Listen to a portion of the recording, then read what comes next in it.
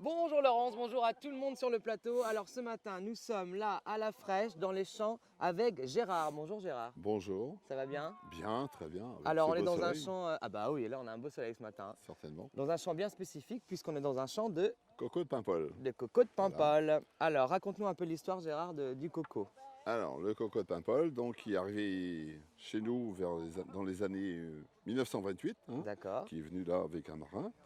Les premiers semis de coco de Paimpol donc, ont été réalisés dans des jardins autour de Paimpol. ok.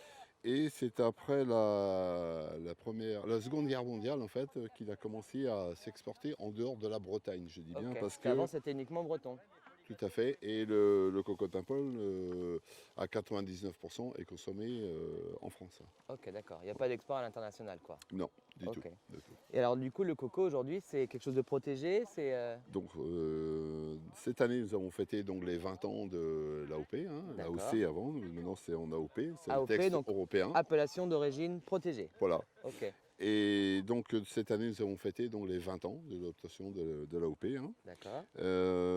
Donc cette année, la production en fait, elle est, elle est la plus basse aussi historiquement. D'accord. Historiquement, C'est dû au soleil qu'on a eu cet été? dû à différents facteurs. En fait, il y a des coûts de production, c'est vrai qu'ils continuent d'augmenter aussi, les marges donc diminuent. Certains producteurs se découragent. D'accord. La zone d'AOC qui recouvre, qui est sur 84 communes. D'accord. C'est ça Donc que j'avais demandé. 84 c'est communes. environ 1000 hectares. 1000 Ok. hectares. Et tout ça autour de Paimpol.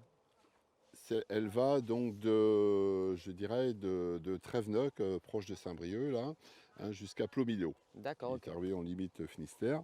Et donc la production, oui, a tendance à baisser, puisque habituellement nous faisions 1000 hectares sur les 4 stations qui recouvrent D'accord. cette zone. Et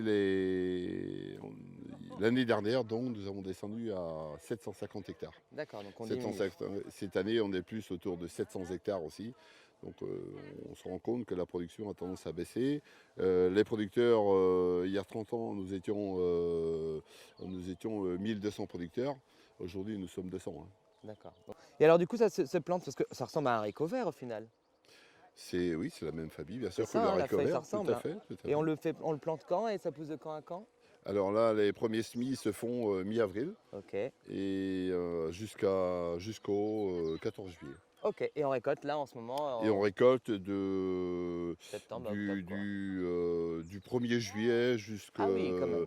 jusqu'au 10 novembre à peu près. Jusqu'au Ok. gelée, je vais dire, parce que là, même ce matin, nous sommes proches de la gelée. Proche de la gelée. Donc, Bon, on va se il fait... retrouver nous tout à l'heure et je vais être vraiment les mains dans le cambouis, comme on dit, hein. On va aller écosser les cocos de Paimpol. Allez, à tout à l'heure.